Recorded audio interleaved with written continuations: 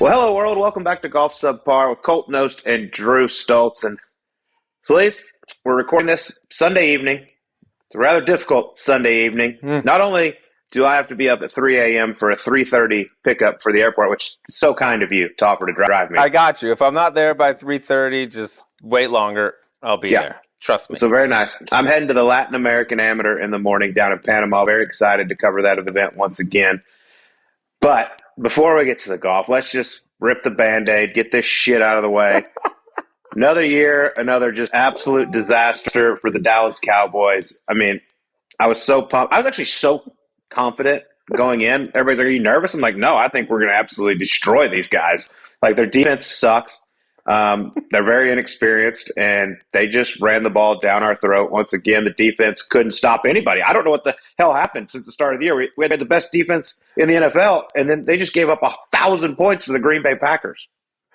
Oh God, dude. I don't know where you are mentally right now. So I don't know whether I just go in on you or if the wound is too fresh. It ended like 20 minutes ago. And if it's still hurting too bad, if I need to go easy, but goddamn, dude, I didn't ever thought the Cowboys were going to win the Super Bowl this year. I didn't see that happening at home against the Packers. They've been monsters at home all year. Jordan Love looks like a goddamn, Hall of Famer at this point. Well, when no one's around your receivers within 30 yards of a receiver, that's kind of helps as well. There's a few there that you or I could have made, but he looked good. And it started from the opening drive. I was just like, damn, that was easy. And they got ball back. I was like, damn, that was easy. And after, 21-0, I was like, this is a huge problem. I actually bet on the Cowboys. And so I'm a loser too. But nothing worse when you get in a big situation and the D comes up soft.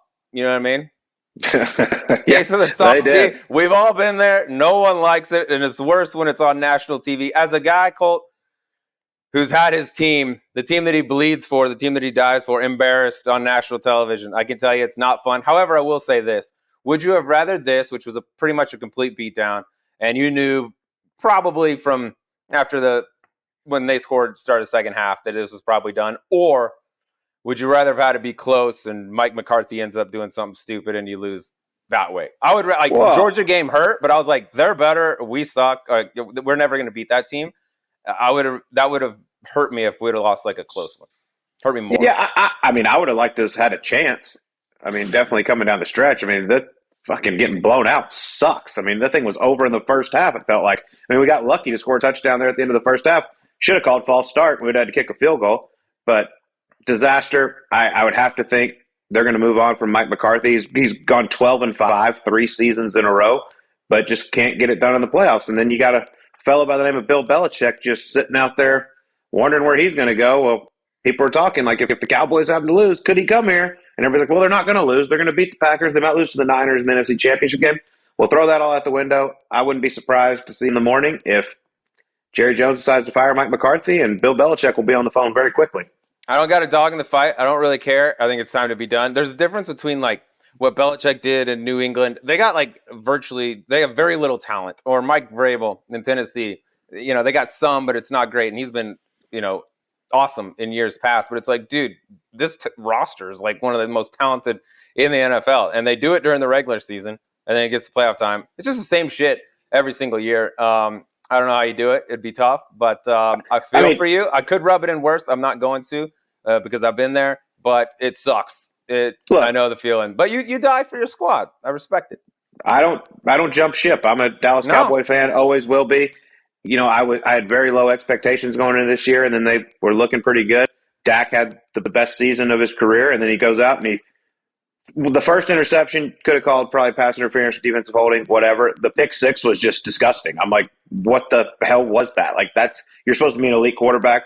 That was horrendous. The guy was obviously right there, and he returned it to the house. And I mean, him and CD looked like they were arguing on the sidelines from the first possession. What was like, that? What was is there happening? Some behind-the-scenes shit going on? They just looked like pissed and not friends from the jump. I was like, dude, it's one series. Like, shake it off. It's still fine. It's 7-0. Like, go get them. They looked off from the jump. But I think that's the big – I think McCarthy's gone. If I had to guess, I think McCarthy's gone. You can't have this much talent and not produce. The big question is Dak for me. Like, is it time? Do you jump ship on him too? Do you reset the whole thing? There's a guy up in Denver, dog. You can get him at a bargain. We're selling him at a discount. He can come in there and you can ride. You could ride with Russ. Maybe slide us some we'll take CD or whatever you want to package up in that deal. But I think Dak's the big question. I have stood loyal to my boys, but if they do something stupid like take on Russell Wilson instead of Dak, I'm out. No, I'm not doing that. I'm not saying they won't do something stupid. I think you're safe to not have Russ be in the greater Dallas area next year. Just a guess. Just a guess. But hey, it sucks. There's only one team. That's what I was saying. We're setting up for a very emotional playoff here. A lot of high expectations. It's shit. I've been there. But you don't jump ship. I respect it. I took all the grief and the shit for TCU this year too. That's what real fans do. And you reload. Go get them, buddy. That's my pep talk for you. Better luck next year. We'll see what happens. Obviously, my phone's been going nuts all day. Twitter, all That's that. Fun. That's fun. I'm over. Yeah. I'm like, who's y'all's team? Leave me alone. Like, go away. There's only one of y'all at the end of the year going to be happy. Listen, especially these Charger fans that like to chirp me. I'm like, you guys suck. Y'all can't beat anybody. Don't even come chirping to me. At least we have a chance in the dance. Y'all got nothing. Yeah, they're kind of the same way. A lot of talent, don't do anything with it. But I will say this, moving on. Yeah. On another subject, my video is very clear here on the podcast tonight if you're watching on YouTube. And I just want to let you know I had to get a new iPad today because I was packing for Panama, went to pull out my iPad, download some shows, charge it up. Well, apparently I left it on the airplane on the way home from El Paso over Christmas. So I had to go out and get a freshie. Oh, okay. That's a nice little kick in the nuts. You're rubbing off on me, bud. Off on me. Yeah, dude, we gotta stop going in on me. I mean, I do some dumb shit. I own up to it all the time, but my iPad's I got I think the first vintage of that, but I thought you were gonna say it crashed on you. I'm shocked they didn't no one sent it to you, dude. So they showed it's at Sky Harbor in Lost and Found, probably, I'm guessing, but I can't fly to Panama without an iPad. So, and what do you do when you go into Lost and Found? I lost an iPad. We have 32. Which one's yours? It's the one. It's a screen. It's got a little button on the bottom, dude. And the screensaver is just the generic one. Got it. Yeah. Just give me two of them, actually. So that was neat. That was a fun purchase to make today. Right. But let's get to the golf. The Sony Open, an exciting finish. That golf course always seems to kind of produce that. 3-man playoff. Grayson Murray, Keegan Bradley, and Ben On. Grayson Murray just flipped the script in the playoff. Made an incredible birdie in regulation when he had to lay up, stone the wedge from 80 yards. Keegan Bradley failed to birdie the 18th, which, I mean, the 2 par 5s out there, 9 and 18 are pretty gimmies. 9 is ridiculous. The easiest hole on the PGA Tour. I mean, I think it was averaging 3.67 or something like that today. They went through Russell Henley's last 15, I don't know what it was, 15 times playing it, and he hadn't made worse than birdie in the last 5 years, basically. I mean, it's 500 yards, and with the wind direction the way it was, it's straight downwind today. I mean, the guys are hitting wedge in. I've hit 8-iron into that hole. Well, you hit bombs, dog. So it's a pretty easy one, but you got to take advantage of those par 5s. Keegan Bradley's going to be kicking himself, not birdieing in regulation. Obviously, the playoff as well when he hit the perfect tee shot and had 5-wood in, pulled it left, didn't get up and down. But, I mean, Grayson Murray looked like he was dead. This thing's about to be gifted to Ben On. This is why you don't quit, Sleaze. Hoops the 40-footer, and then you watch Keegan Bradley miss, and then Ben On misses, a 4-footer to extend it. Just shocking. But congrats to Grayson Murray, his second PGA Tour win, first one in 7 years. Obviously, a lot's been made about everything he's gone through off the golf course, but congrats to him on a huge win. Gets him in the Masters, all the signature events. That's a game changer for him. Yeah, after the third shots on the playoff hole, it looked like it was going to be a one-hole playoff. It just looked like it was going to be Ben On winning the trophy and not Grayson Murray. But I go back to just the end of regulation with Grayson, those 2 bunker shots he hit on, the up and downs on 16, 17, where he virtually hit him to kick in. Those were unbelievable shots. And then to be forced to lay up on 18, which is such a tough little awkward drive. But he took his medicine. He didn't try to do anything weird and jam it down by the green, hit it just inside 100. Stacked that. Big marbles there to go to the playoff. And then, damn, if he doesn't have to do it again, except this time laid it back a little further and hit a bad wedge shot and then ran it in the hole. His post-game interview was pretty emotional. If you watched any of it, I'm sure pretty much everyone is aware of his story, his struggles with alcohol and things like that. And it's kind of like a Grayson Murray 2.0. And Colt, even going back to college, talent has really never been the question with Grayson Murray. It's just the off-the-course stuff. Can he keep it straight and things like that? And, I mean, I know it's early in the year. We're only 2 deep, but he looks good. The swing looks really, really good. And it's kind of like a sleeper guy that if he's got everything in line off the golf course, he's a guy with big enough talent to clearly not only win, but win multiple times possibly out there this year. Yeah, he smashes it. I mean, his ball speed, 183 miles an hour, he kills it. But, yeah, I mean, the talent's always been there. He's just, had his off-the-course troubles. But it seems like he said 8 months sober now, so good for him. Congrats on a huge win. That is, I mean, it's going to be his first trip to the Masters, and those signature events are huge. I mean, that's just free money, free points, and he'll continue to climb up the world rankings, up the FedEx Cup points list. So, congrats to him, though. Once again, Sony Open. I mean, 7,000-yard golf course, 17 under playoff. I mean, not crazy low scores. They had some rough, they had some wind. It laid down a little bit today, but that one's always fun to watch. It's just a cool golf course. Like, so many different types of guys win there, but it always seems to be like it's close at the end. Rarely is there like a runaway. It seems a bit like playoffs happen all the time. You see, Hideki with the whatever it was, 3-wood or 5-wood on the 72nd. Like, it always has a really, really good finish. It didn't have all the stars in the field that a lot of the tournaments have, but damn, it puts out a good tournament, man, and it always seems to have some drama.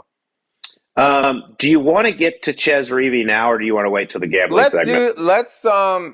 Let's do it now, dude. I feel like we're taking. You've already been taking a ton of shit today. I've been taking it on Twitter a little bit about the Ches deal. So let's just go ahead get out. In front okay. Of Well, it. First off, I did take Russell Henley this week, and he missed playoff by a shot. Yeah, so that was well done. Thank you, Russell. Well played. Missed by a shot. That guy's a beast there. Like that. We both took Ches Reavie as a dark horse, and he went out and shot 66 on Friday, but ended up missing the cut by 2 shots. Should have been 3 if Joel Damon would have wiggled in a 4-footer. He made 17 guys very happy. But Ches Reavie, we hyped him after he just dominated over at Whisper Rock in our pro scratch event, shooting 17 under on his own ball. Would have won on his own ball. And, of course, we hyped the shit out of him. Then he goes over there and misses the cut. So sorry to everyone out there. We apologize. Yeah. But, look, I mean, we saw what we saw. And he went over there, and he didn't play good. This is why we should keep this information to ourselves from now on.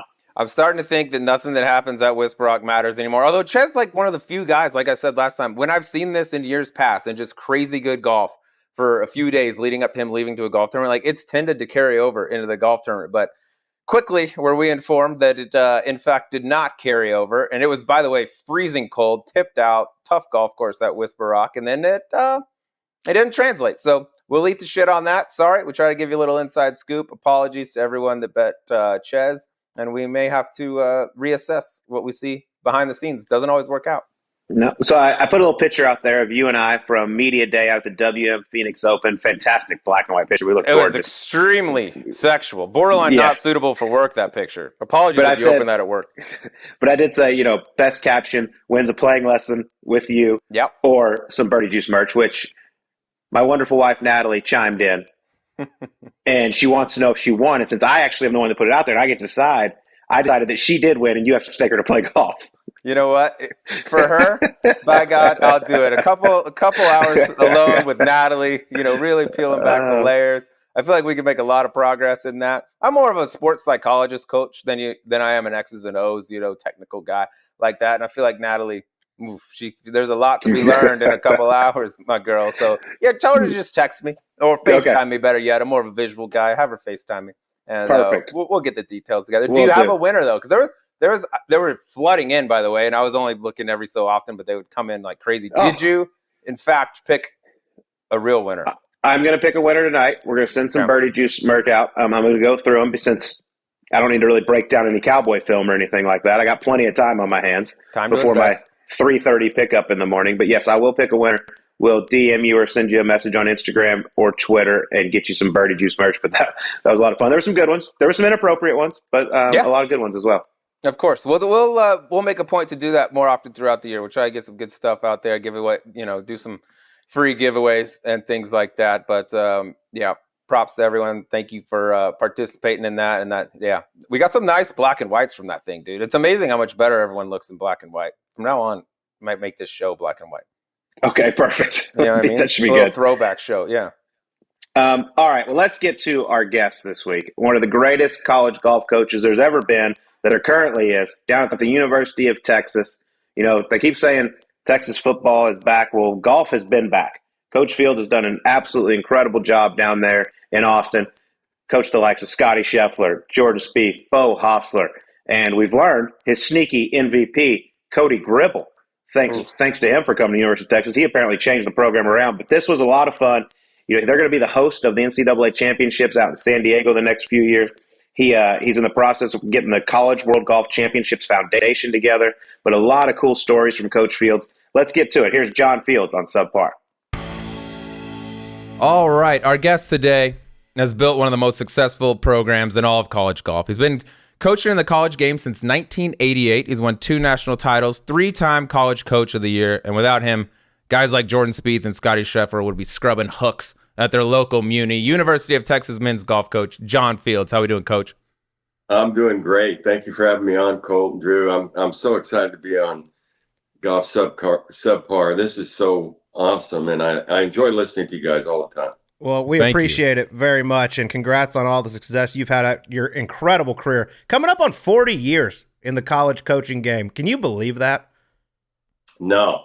I heard a quote the other day, and it was just really quick. It was just, it goes fast, doesn't it? And it was actually by Lee Trevino. He was talking to Arnold Palmer, not in either one of those guys' categories, but he said that Trevino or Palmer was about to end his career, and that's all he could think to tell Arnie to break up the kind of the tension or the emotion of the moment. And he said it goes fast, and it does. It's amazing how fast our lives go.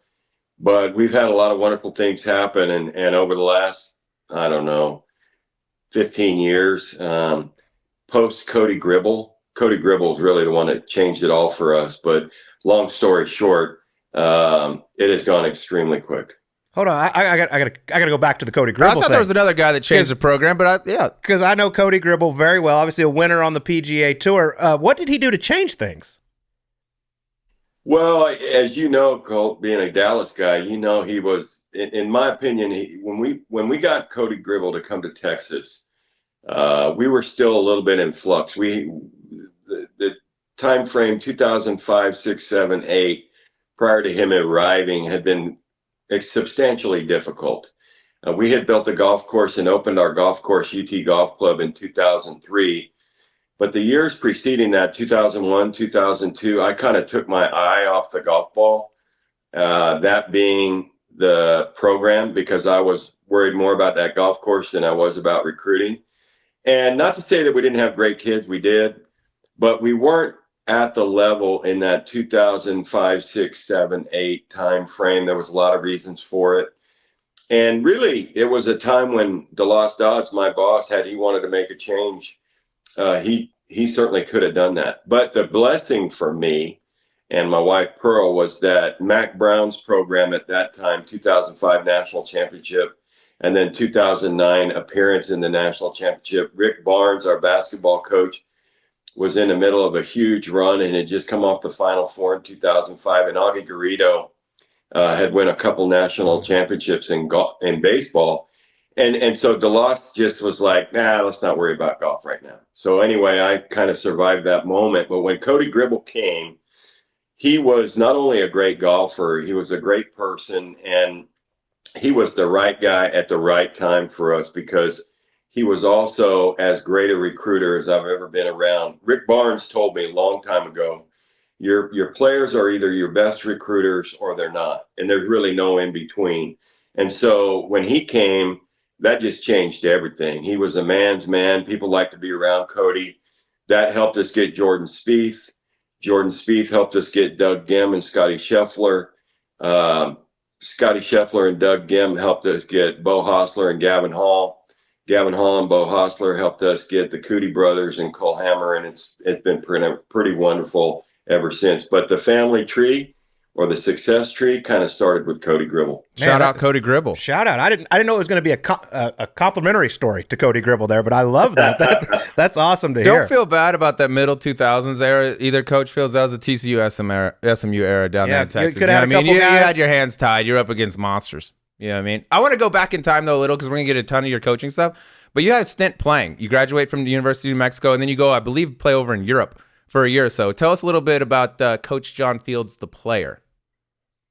Coach John Fields, the player, had big dreams and aspirations, but I'll tell you, I was not nearly the player that either one of you two are, or any of the guys that I've coached, to be quite honest with you. Now, my teammates in college were Kurt Byram, Tom Byram, and Tommy Armour III, amongst others.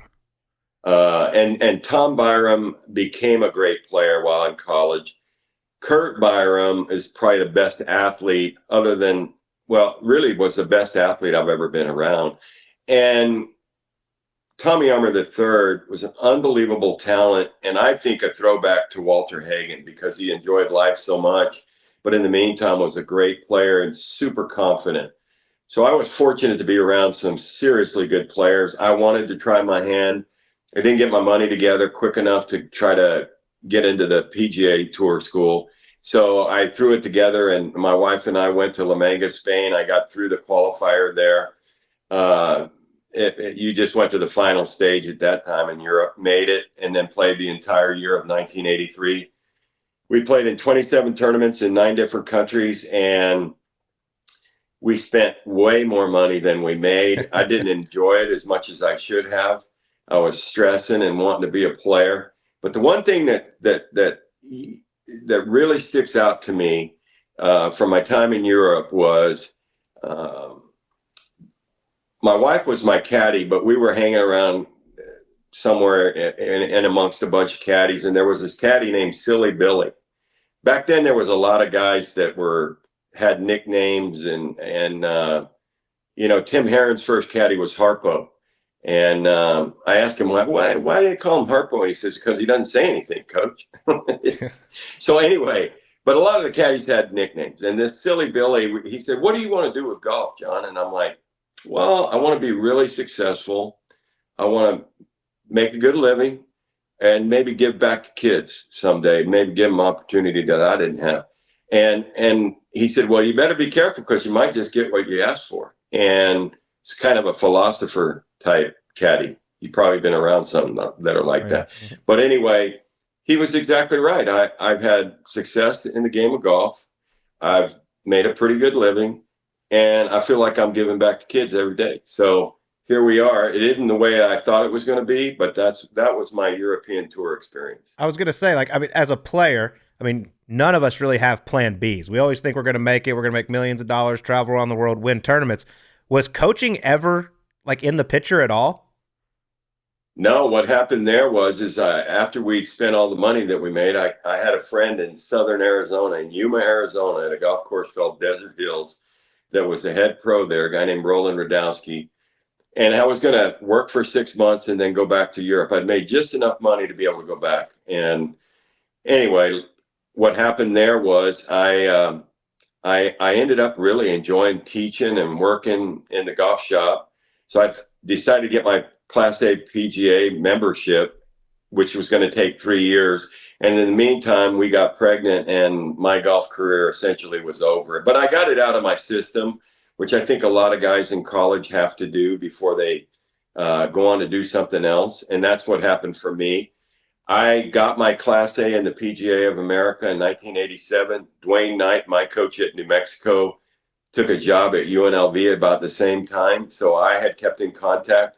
One of the byproducts of turning pro was to go out and raise money. And I don't know if either one of you ever had to do that. Colt, you were a U.S. amateur champion, so you probably had people throwing money at you. But the truth is I didn't. So I contacted a bunch of our former donors and alumni, and they helped fund my European tour experience. But it was the same guys that helped me get the job because they knew that I was going to work hard. And then I took Dwayne Knight's place at New Mexico, and the rest is history. Wow, that's awesome. Yeah, that raising money, it's a different experience when you get out there and you need some help, and all of a sudden people are investing in you. But you take that job in 1988. I got to imagine at the time you didn't think, over 3 decades later, you'd still be in the game. But starting out in New Mexico as a young guy, Austin is one of the preeminent places you can go now. You've built that thing into a monster. How hard was it to get kids to commit to go to Albuquerque? Well, I didn't know any different. And I always thought we had a great place because we had a great golf course, the championship golf course at the University of New Mexico. And I hit it out of the park right off the bat, got seriously lucky. What had happened, I had played in some grapefruit events. Those are kind of lower line underneath the even mini tours for that matter. But the Yuma Open was one of those tournaments. And the guy that I was working for in Yuma at that time, because I shifted gears, I went to another golf course called Mesa del Sol, and I worked for a guy named Dick Walters. And Dick had been the assistant golf professional at Wayzata Country Club in Minneapolis. Well, he started in a junior program, Tim Herron. And so Tim Herron and his dad had come down to play in the Yuma Open. The first year I was paired, not knowing that I was going to be a golf coach. The first year I was paired with his dad, Carson, who is a really fine player. And then the second year I got in the hunt to win the tournament. And lo and behold, I was paired with Tim Herron. So when I got the job, I'm like, I'm recruiting that Tim Herron for sure. That guy can play. And I could see it with my own eyes. He had kind of a magic move at the bottom of his swing where he hit the ball straight and long. And he wasn't the prototype. You know, his nickname in high school was Lumpy. And so we got lucky because Arizona State looked at him, Steve Lloyd, Arizona State, Buddy Alexander at Florida, but they weren't particular interests. So I threw the kitchen sink at him, a full scholarship and whatever else that I could do at New Mexico to kind of entice. You know, we did have great history because Brad Bryant had gone to school there. Our program had finished top 5 multiple times in the NCAA. And so I felt like we can go get this guy, and we got Tim Herron. And that's really his career and my career had the same trajectory. I was so fortunate to knock it out of the park with him. And then Brian Corton, who is now became a PGA Tour member for a year, but now he's the coach at Texas A&M. He was in that first recruiting class. That's awesome. I mean, Lump is one of our favorite people. We've had him on the show. He's fantastic. I love the comparison of Tom Yarmer III to Walter Hagen. That was great. But I want to know a little bit more about Tim Herron in college. I mean, we see him now. He's got one of the best personalities in the game. What was he like back then? Same. He was a little moody, and he was extremely fiery. He had a gene of competitiveness that I've really never been around. So inside the ropes, he is fiery competitor that wants to win badly and causes him to maybe have a bad day now and then. But on the other side of the equation, outside the ropes, he had a unique ability to enjoy his life to the fullest. He still does that. He's got 3 great young boys, one of them playing at the University of New Mexico now, and then his wife is fantastic. I always told him, I said, I think you're going to be a great dad. And he goes, why do you say that, Coach? Because he was enjoying a libation now and then in college. And of course, he smoked in college too, which you can't do these days, but you could then. But they had the Tim Herron rule, by the way. When he was smoking, he had to step off the golf course. So him and another guy from Fresno State would go out of bounds and smoke a cigarette and then come back in bounds and shoot under par. And so one time my AD said, you need to tell him to quit. And I said, okay, I'll do it. And I said, hey, Tim, you need to quit. And we just left it at that. That was the end of it. I told him, dude. He told me when you were at New Mexico, you had an Olive Garden budget. You went to Texas and you got a Ruth's Chris budget. That's pretty true. We ate a lot of breadsticks at New Mexico. That's oh great. My God, there's no one better. And I just played with Baby Lump, by the way. Carson was at New Mexico, and he is a hell of a player too. The apple doesn't fall far from the tree. But staying on the recruiting stuff for a little bit, Coach. Now you go from New Mexico, you go to Texas. Texas never really had a problem recruiting some of the top talent in the country. Has the addition of NIL made it easier or harder to get those same type of kids you've always gotten? Well, for the perceived haves, first of all, if you work hard as a golf coach, no matter where you are, you can have success, in my opinion. But that does mean that you got to, if you're at a place that maybe would be considered not a Power 5 conference team, but let's just say a mid-major or maybe even a little less than that, you can have success, but you absolutely need to work extremely hard, and you need to maximize every little asset that you might have. Today, things that were perceived as cheating or under the table are now right on top of the table, and that's the NIL. And so for us, it's been kind of a godsend because it gives us another opportunity, maybe another arrow in our quiver, if you will, to have success, because now, instead of just scholarship, you actually have an opportunity to tell them that, let's say, one of the big things that you need in your life is to be able to fund your summer golf. Well, NIL can do that and from a collective perspective. And now you've got TaylorMade, Nike, Callaway and Titleist that can write contracts for these guys in college and give them another revenue source that makes their world just a little bit better. I think it's fantastic, to be quite honest with you, and we are utilizing it. Yeah, it's crazy. I mean, you see Gordon Sargent, the stud from Vanderbilt, was in a bunch of Titleist commercials. Then all of a sudden, I believe he showed up at Augusta with Nike shoes and a Nike glove on, and I'm like, oh, okay. I have a feeling I know what happened there. Yeah, I think he had a 7-figure reason to jump out there in those Nikes. God, that's different. Does it make it trickier coaching kids in the sense that, like, now some of them are making more money than guys working at the schools in some cases? For sure.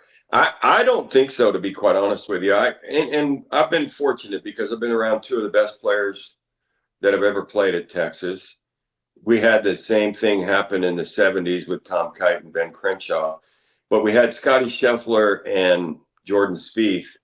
And if you ask me today, none of that would make a whole lot of difference to either one of those guys. Neither one of those guys plays for the money.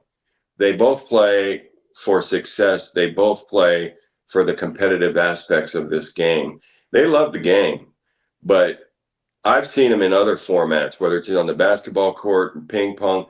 They play for competitiveness. And so I look for that. I look for guys that are super competitive.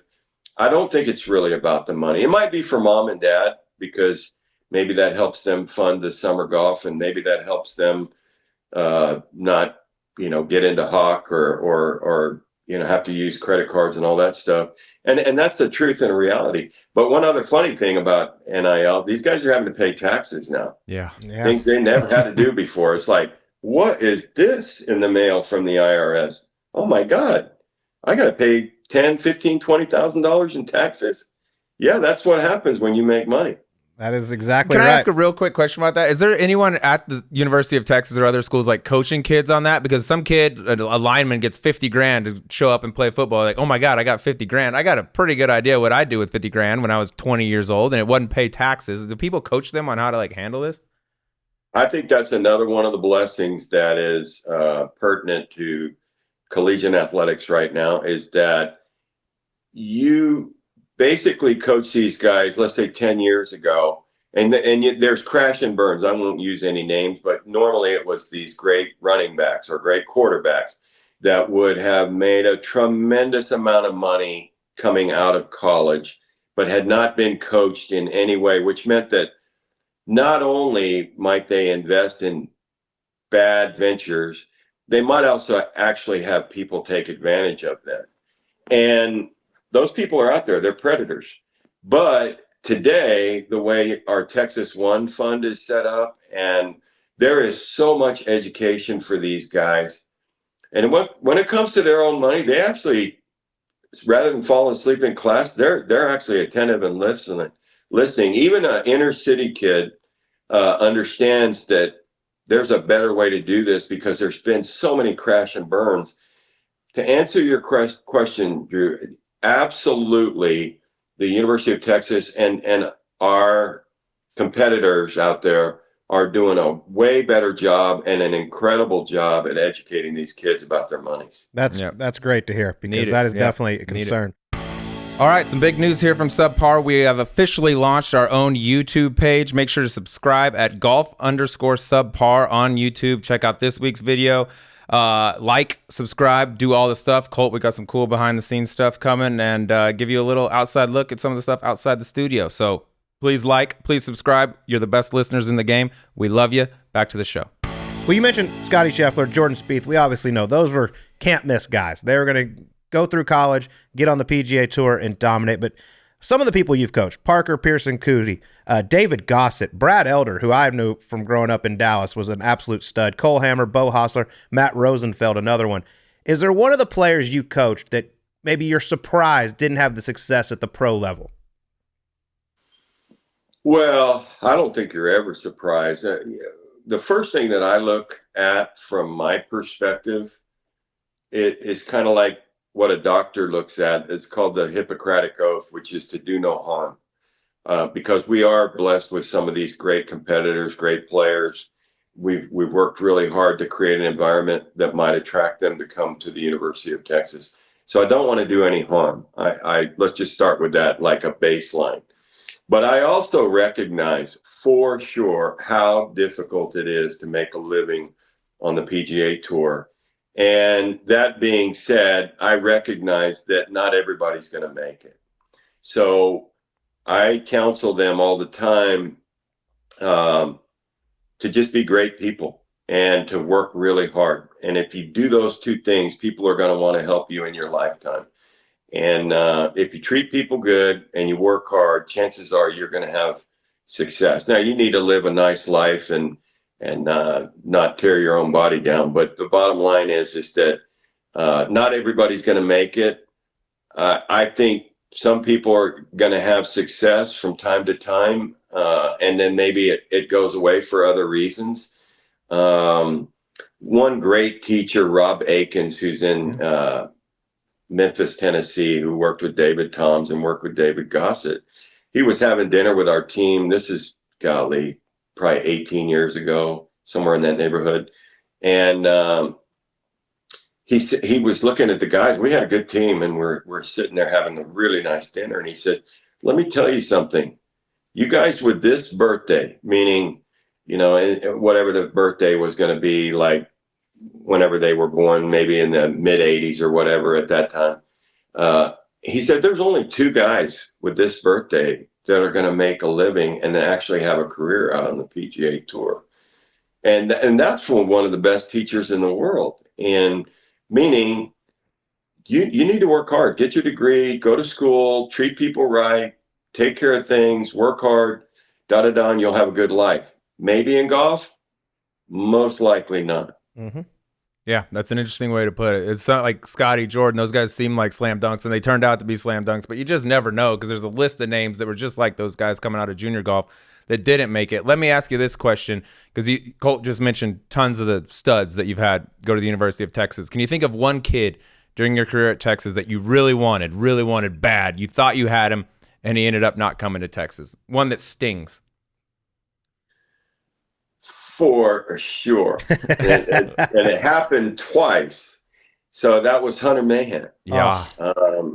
And Hunter chose to go to USC kind of out of college. And I would say that I did not do a great job of recruiting him. I was kind of distracted with some other things. I don't even know exactly what they were at this point in time, but he slipped away. He didn't just slip away from me. Slipped away from Mike Holder as well at Oklahoma State. So after about a year of Southern California and maybe an accident on the freeway and some other things, Hunter decided it was a better thing for him to do, come back to Dallas, Oklahoma, Texas, somewhere in that neighborhood. So I was recruiting him really hard. Once he put his name out there that he was gonna depart and got a release from USC, I started recruiting him really hard. And so we get to the NCAA Championship, and it's at Duke. And I only had an individual that year, John Clark, who made it as an individual. And then Oklahoma State was there. But I've been talking to Monty, his dad, Monty Montgomery, or excuse me, Monty Mahan. And Monty told me that, after the NCAA, you come on up here and we'll see what happens. But Coach Holder's recruiting him, so you two are the ones that are in this. So I'm like, okay, that sounds great. And so John Clark played really well in the NCAAs. He made the cut. For the first time ever that I know of, Oklahoma State missed the cut. When that happened, I think those guys signed their cards. Mike Holder left them with his assistant, got in a taxi, got on a plane, went straight to Dallas, landed at the Mahan house, and basically told them, I'm not leaving here until you commit to Oklahoma State. Well, he did. He did that evening. And I called Monty and said, hey, how's things going? I'll be seeing you on. He goes, Coach, don't bother. Hunter's going to go to Oklahoma State. And I'm like, well, wait a minute. You told me that I was going to get to see him afterwards. He goes, I know, it's just one of those things. It's Coach Holder was just so compelling and Wonderful. And Colt, I don't know if you had it, or either one of you guys got recruited by Mike Holder, but he can sell ice to Eskimos, and he did.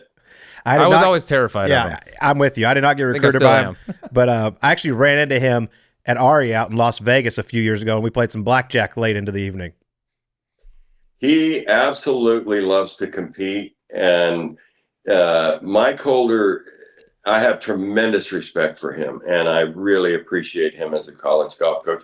He was the first of the modern coaches that went out and recruited and worked really hard. Bottom line is he just had a 20-year start on everybody else, and he dominated. So it's fun to be around him. But if you were with him at the blackjack table, there are stories about him doing that, and he enjoys going out there and competing.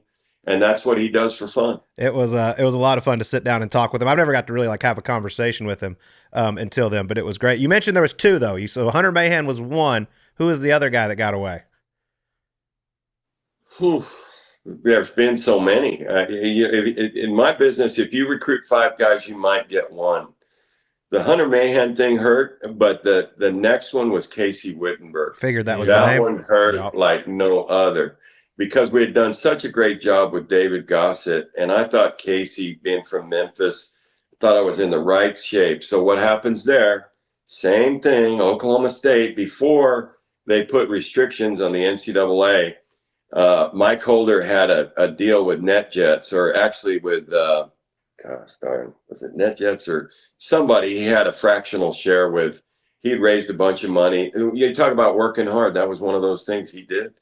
But he raised a lot of money, and Boone Pickens was helping him, and so he had a fractional share with a jet company, and he sent the plane down to Florida. Tyler, golly, I'm blanking on his name, but Casey Wittenberg and Tyler Leon were going to the Ledbetter Academy, and he sends that jet down to him, and I hear that they've had steak and eggs on the way to on the way to Oklahoma State, and steak and eggs on the way back. And I called on that Monday after the visit, and Casey said, "I'm going to Oklahoma State." He said, "Coach, I thought I was going to go to your place. I really did, but I just can't turn Mike Holder down." I'm like, man, he got me again. Private jet. Yeah, private jet does Those Leon boys are great dudes too. By the way, but they are. Let me. All right, you talked on the guys you missed. Let's talk about the guys that did go to Texas. You've had some studs. Colt mentioned them. And this might be an obvious answer, and it might not be an obvious answer. But day one, showing up on the campus of the University of Texas, is there a guy that stands out that you thought, this is the most talented kid I've seen since I've been here? Well, up to date, that would have been Jordan Spieth, and for 2 reasons. And I've always said this: if a guy turns up to UT Golf Club and he parks his car in the parking lot the first time, and he walks to the golf shop, and everybody to a man, everybody as our members, everybody in the staff, everybody knows who that guy is. That was Jordan Spieth. That was the first guy that we ever had on our team that everybody knew. 2-time United States junior champion, was in the third to final group in the Byron Nelson, and played with the eventual winner. It's just amazing how good that was. And there's no question that he's that guy. Yeah, no surprise. I met him that week at Byron Nelson when he was 16 and stayed in contact with him ever since. And it's amazing. I mean, he is just so talented, can get it up and down from a trash can. If my life's on the line, I need somebody to get a ball up and down from a tough spot, it's probably going to be him. Me too. It is special. But you had so many great players. Obviously, the goal each year for y'all at the University of Texas is to win that national championship. And I know y'all are a huge part of that national championship going forward now, with it being out at Omni La Costa in San Diego. Y'all are going to be the host school. We are, and it's an odd way how we got there, but basically the way it happened was everybody really enjoyed Greyhawk. It was a great venue, but very hot, obviously about 110 degrees, desert golf course, target oriented, and the fans had to stay on the cart path. So it was not a great fan experience from that perspective. They did everything, the staff there did everything they could to make it really nice, but the venue wasn't going to take golf to another level. And I happened to be watching the 2017 Walker Cup at LA North, and I was walking around with Jeff Shackelford, who had helped Gil Hance redo LA North and got some kudos because of it. And I was walking around with him on just talking about different things, and I say, hey, wouldn't it be great if you could have the national championship in Southern California on more of an annual basis, as opposed to, sometimes you're here, sometimes you're there.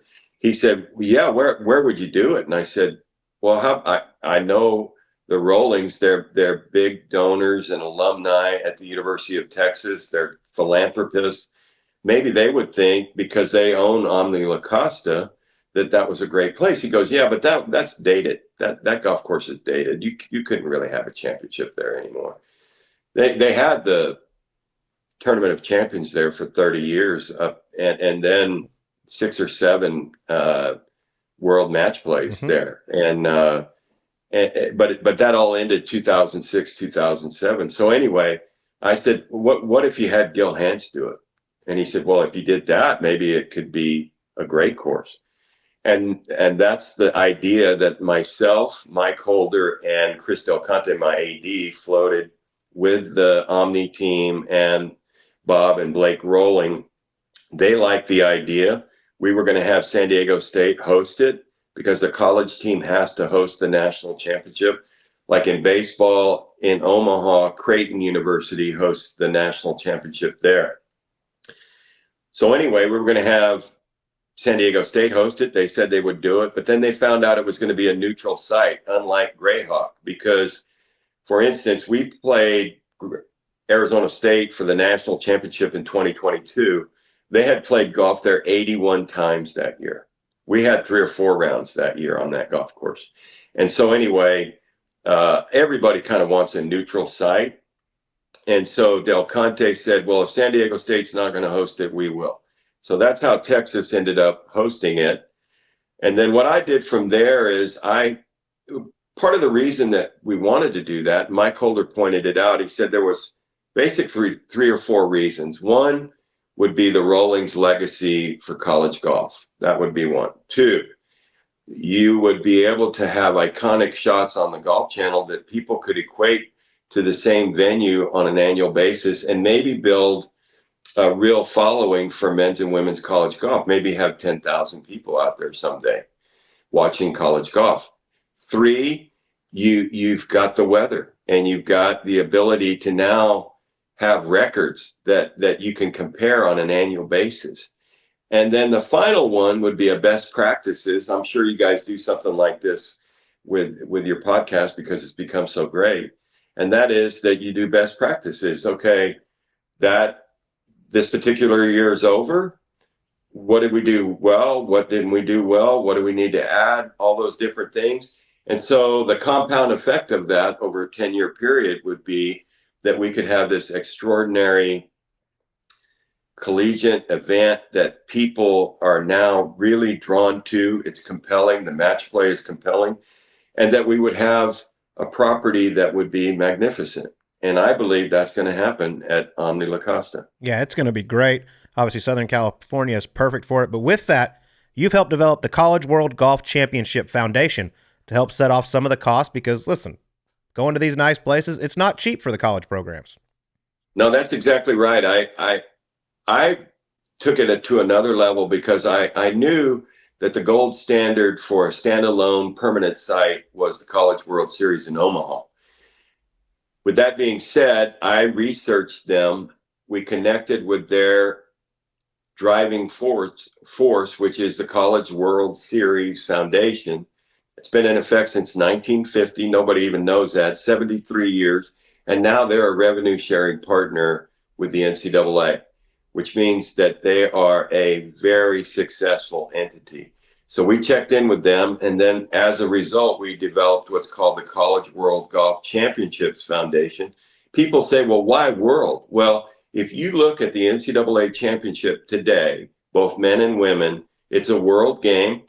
Ludwig Ahlberg for Texas Tech out of Sweden. I mean, this guy is magnificent, but we have players from every part of the world. South America, Central America, South Africa, Asia, Europe, the Balkans, Switzerland, Sweden, all of them, all represented in the NCAA championships, and they're the two best amateur golf tournaments in the world. So we need a funding mechanism, because you can't just think that, well, Texas is so into college golf that they're going to pay for this on an annual basis, and you can't think that Omni LaCosta is a business. They don't want to pay for this on an annual basis. They would if they had to, but it would be preferable to get all the golf world to feel like they could be part of this NCAA championship. In 2018, Boone Pickens underwrote the national championship at Karsten Creek in Oklahoma to the tune of $1 million. Johnny Tyson did the exact same thing in Arkansas at the Blessings. It's not cheap to run these events at a tour level. That's what we aim to do. We want to give the kids that are playing in this event the absolute best experience that they're ever going to have in college golf.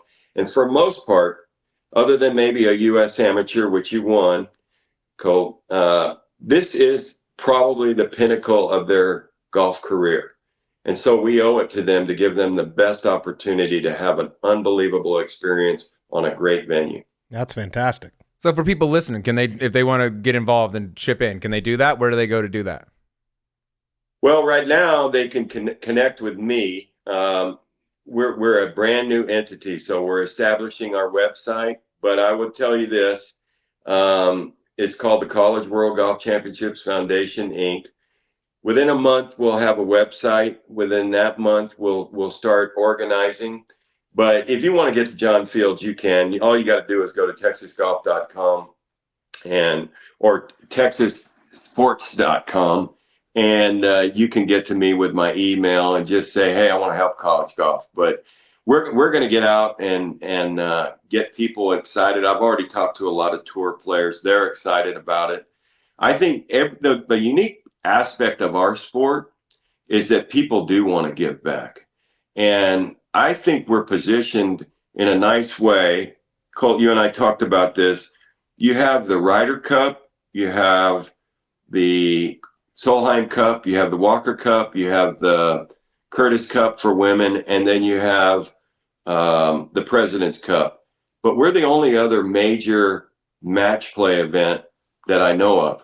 And I do think that we have something that could be extraordinary. It's already really good, but I think it could be extraordinary. And I think the College World Golf Championships Foundation is going to help make that happen. That's awesome, man. Congratulations on getting all that together. We'll just give out your phone number at the end of this interview. Don't worry about it. People just reach out to you direct. It's a straight line, straight shot. Oh, that's going to make a huge difference, though, seriously. So congrats on that. And I know LaCosta is going to be a great host and everyone involved at Omni. We got to get to the E9 with you real quick. Some fun questions for you before we let you get out of here. And we ask this to everyone. And I have a feeling you've already mentioned this guy's name. If you could be someone else for a day, other than yourself, who would it be? Just one day you get to walk in their shoes. Maybe Mike Holder when he flew to McKinney, Texas. Butch that. No. Interview with. I'll tell you who it would be. It would be Ben Crenshaw. Oh, nice. And the reason it would be Ben Crenshaw, we had him come talk to the team a long time ago, and he was sitting at the top of the table, and I said, hey Ben, before we get started, I've got one question for you, because these are all University of Texas student athletes that are in front of you. He goes, what's that, coach? And I said, did you have a good time when you were at Texas? And he kind of dropped his head and put his hands like, cupped his face. And then he came back with this big smile and he goes, Coach, I had a great time in college. Yep. I don't know what that meant, but it sure sounded pretty good. And the guy, it broke the ice. And Ben Crenshaw has always been the coolest guy that I've ever been around. He's awesome. Love that. On the course, off the course, all of it. Yeah. All right, Coach, I'm going to start you off. This is going to be a tough one here. And you can defer if you don't want to hurt any feelings. But if you were going to put together an all-time, since you've been coaching at Texas, starting five, based on their games at the college level, not necessarily how they turned out as pros, who would it be? Well, I'm gonna rank them because you got to start with Jordan Spieth, impact player. You've got to go with Bo Hostler because he was the Fred Haskins Award winner, which is the Heisman Trophy of college golf. You got to go with Doug Gim because he was also he was the Ben Hogan Award winner, which is the best amateur college golfer combined for the year. And then you've got to go with Scotty Scheffler because he's so dynamic. And then the next one up, I only got Brad Elder for a semester, so I'm gonna. He's my backup, and he's the guy that love to compete as well. But I got to put Cody Gribble in there because if I don't have Cody Gribble, I don't have anything, and I'm not talking to you guys today. So thank God for Cody Gribble. Shout out Cody Gribble. He did some good pub today. No, I thought Gossett would be in there for sure. You got good options, by the way. Good options. You could put a couple. Love David together. too. Yeah. What's wild is, growing up in the Dallas area where I did, I mean, Matt Rosenfeld was the man. The guy. And it shows you how hard professional golf is. Just didn't make it, but he was the guy. I remember when we go to tournaments, be like, oh God, he's here. This is a problem. Yeah, he was really good. Yeah, really good player. You had a lot of good ones. There's no doubt about that. I actually had that question down as well. So I'll go to the next one. Obviously, y'all's biggest rivalry in football, OU, the Red River Classic. Who's the school you hate to lose to the most in golf? Oh, for sure, it's Oklahoma State. I figured that. No question about it. Y'all had some good battles. With Ryan Hibble. Oklahoma with Ryan Hibble is next, but Oklahoma State has been really the driving force and the energy and the synergy behind my passion for this game. And that's Mike Holder again. Yeah, he's set the bar, and you guys have been going at it for a long time, and we'll probably continue to do so. All right, I'm going to ask you this, Coach. What's the most strict punishment you've ever given out for a player for sleeping through a workout, missing a team meeting, any sort of disciplinary matter? Yeah, that's interesting. I had two players, probably don't want to name the names, but I had two players kind of get into it one time. And it was on the road at a tournament. And when you coach in competitive guys, there's always the possibility that somebody might get outside the box just a little bit. So these two guys went at it. When we came home, I told them, you know what? I'm going to make it tough on you guys. For the spring semester, you're going to have to qualify to qualify. In other words, you're going to have to play in your own qualifier to get to the qualifier. Both made them much better. The other thing that I did is I made them do everything together. I made them go to workout together. If one drove one morning, then the other one had to drive the next morning. I made them eat together. I made them, the only thing they didn't have to do was live together. But everything else they had to do together. And I got that from my dad because my dad always felt like, whatever I do to your brother, I'm going to do to you. And so I felt like that's the toughest thing that I ever did. But it turned out to be absolutely wonderful for both of them. Well, I think that's beautiful. You can share this because I got this story from one of those players, and I was told to ask you if you ever saw a fight happen at the Texas Tech golf course. But I'll let you choose if you want to say it or not. That was an almost fight between Scotty Scheffler and Bo Hostler. Yeah. And that was because, first of all, both of those guys, and I'm going to say this in a nice way, are oversexed in the competitiveness department, right? So that's just a way of saying that. But Bo Hostler was into his game dramatically. He was playing his match. We were playing this match play against Texas Tech.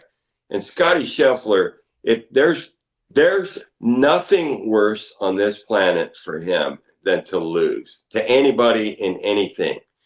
So anyway, they both hit their shots on a par 5 off the tee. And I'm walking with Bo. I'm really not walking with Scotty, but I'm kind of paying attention to Bo like a caddy. He walks by this golf ball and he looks at it, and for whatever reason, he thinks that he's outdriven Scotty by 15 yards. So Scotty doesn't think anything. We walked right past the ball. Bo looked at the golf ball, and Scotty hits his shot. We get up to the ball. Bo's turn now. And he looks down. He goes, "This is not my ball." Ooh. And you would have thought Mount Vesuvius just went off. Like we had a volcano 15 yards below us. And Scheffler got so mad when he figured out that he'd hit the wrong ball.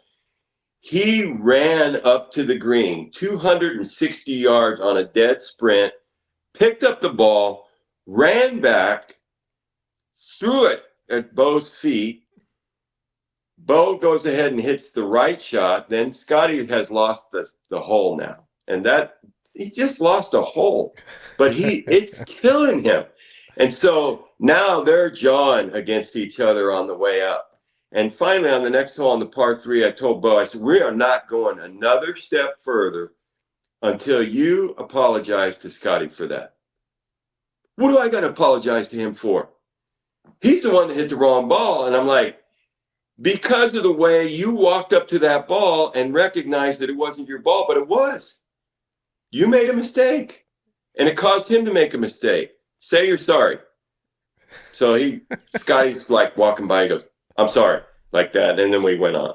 Oh, it's beautiful. Bo was at my house the other night. I was like, hey, we're having Coach Fields on. You got any good stories? He goes, just asking about the time me and Scotty almost got in a fight at Texas Tech.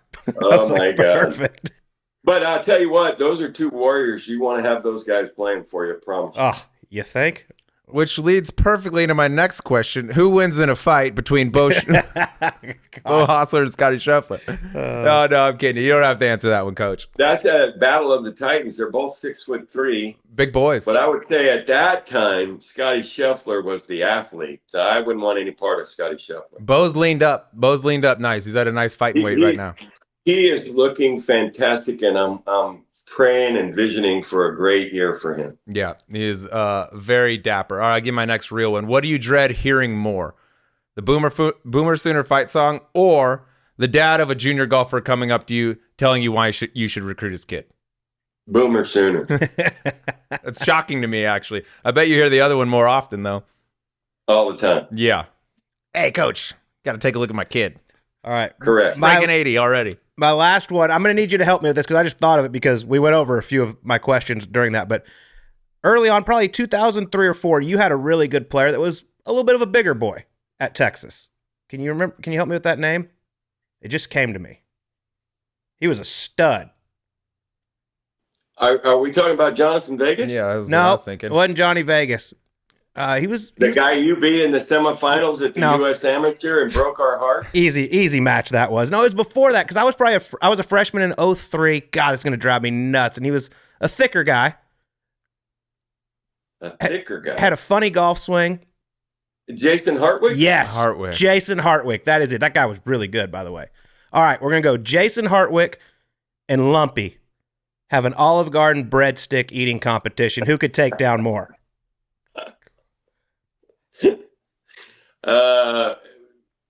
For sure, Heron, because Hardwick would be looking after his weight, and Tim was not worried about that at the time. That is perfect. And Tim needs those breadsticks to sop up the liquor. You know what I mean? He needs those. We would be in the car, and guys, hey guys, where do you want to go eat? Well, we're going to Olive Garden. I love it. That's awesome. Well, Coach, man, we really appreciate you sitting down with us. Congrats on everything with the NCAA's, the College World Golf Championship Foundation. We're really looking forward to seeing what y'all do with the NCAA's. And also, congrats on all your success. You've had an unbelievable career, but it was a lot of fun sitting down talking with you. Well, it's been great for me today. I really enjoyed talking with you guys. I remember you greatly from college golf and amateur golf and professional golf, and I'm so thrilled where golf is, even though that we've got the LIV PGA Tour thing going on. Golf is in a great place, and I'm looking forward to these next few years, and you guys are going to be a huge part of that. Thank you so much. Thank you, Coach. We appreciate your time. Keep up the good work, my man. All right. Thanks so much. Hook 'em horns. That's right. All right, that was Coach John Fields, the head golf coach at the University of Texas. What a program he's put together down there. Like I said, Jordan Spieth, Scotty Scheffler, Bo Hostler. I mean, the list goes on and on. They've had so many great players come out of there. They have incredible facilities. But congrats to them. I loved hearing pretty much everything. It's like, who do you not like the most? Who drove you crazy? Oklahoma State, Mike Holder. I was like, I kind of figured that was going to be the answer, but those are some great stories he shared. Dude, Holder's like the Darth Vader of college golf, and I mean that in like a great way. It's just like he kind of set the bar, and like I thought it was really cool asking coach, like, look, you get a ton of talent. Who are some of the guys you really wanted but missed on? And pretty much for the most part, it goes across all sports. Like what Texas wants, what Texas gets typically, right? Like they land dudes, but like going back to the Hunter Mahan, thought I had him, the Casey Wittenberg story, and things like that, man. It's just, I mean, just goes to show you how good Coach Holder was to build what he did. But John Fields, man, like as a TCU guy, you're kind of, and Colt, probably you for SMU too, you know, a little different with you growing up in Texas and being a Texas fan, but like you kind of just taught to not like you hate Texas, like period. Like, you know what I mean? They are pretty much the big program in the state, but like then you get to know Coach Fields, you're like, all right, I hate him for everything else, but not for golf. Because he's just such a class dude, man. Like he's such a good guy and he runs such a good program. And by the way, like almost everyone that's come through that program is a great kid, like a kid you'd want to be friends with. You know what I mean? I got tons of friends from UT, and there's very few that slip through the cracks and like, I don't really like that guy. He just seems to recruit the right type of kid too. Yeah, he's had a lot of talent down there, and shout out Cody Gribble for all he's done for the program down there. I had no idea about that, but really cool. But best of luck to Coach Fields, University of Texas, on hosting NCAAs out in San Diego. Go check out the foundation, see if you can help in any way to get that thing going. But they're doing a lot of great work out there, and their facility down there in Texas. I mean, pretty much if you want to recruit the top dogs nowadays, you got to have a sick facility. They've got one of the best in the country down there in Austin. They also have a short course called the Speed 40, by the way. Guess Jordan decided to build a golf course for him. No big deal. But this is one thing I think we're going to start doing a little bit. Talking to some of the college coaches, a lot of fun to hear about recruiting, you know, who they missed out on, you know, who they thought was going to be a stud, who might not have turned out. But I know we're set up to go down to Arizona State and their incredible new facility down at Papago. Sit down with Coach Matt Thurman here in a few weeks. But I'm looking forward to this. I like seeing the behind-the-scenes stuff with this college athletics, especially with this NIL and everything that's going on. Yeah, and especially with guys like Fields and Thurman who have coached so many great players and do such a good job even like current day, man. Like it's cool to hear some of the guys that, you know, maybe they brought on a kid that wasn't that big of a recruit. Now he's on the PGA Tour, just getting a little behind-the-scenes look. And Coach Fields, I mean, how lucky was he to land Lump, to get paired in that tournament with the great Lump in college, dude. Lump now is a 10. I just played with his son, Carson, a few weeks ago, and Lump's got a little banged-up wing right now, so he's in this big-ass cast, and he came out and just had a few pops, ran around. I was like, dude, like, just hanging out with Lump is the best, but young Lumpy would have been a sight to behold, because I don't think he doesn't hit the brakes too much. Excuse me, Mr. Heron, you can't smoke on the golf course. It's against NCAA rules. Okay, perfect. I'll just walk out of bounds. Yeah.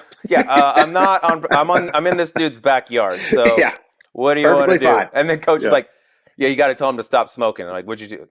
I told him to stop smoking. Okay, yeah. I did it. Check the box. Yeah, Lump, just keep being Lump. All right. Well, since we're doing this Sunday night, because I got to get up so damn early and fly down to the Latin American Amateur, we don't have any gambling picks for the golf this week, but we'll get them to you later this week. So sorry about that, but we'll make sure we'll give you some winners. Russell Henley was Reavie Colt's been playing really good here at the Rock lately. I don't know if we mentioned that, but look out for him. All right. Well, you don't have to look out for the Dallas Cowboys because they got shit to do the rest of the year. Their season is over. Another disappointing one. Kind of ruined my Sunday, but always fun to spend a little time here with you and all of y'all. But thanks so much for listening. We'll talk to you on next week's Subpar.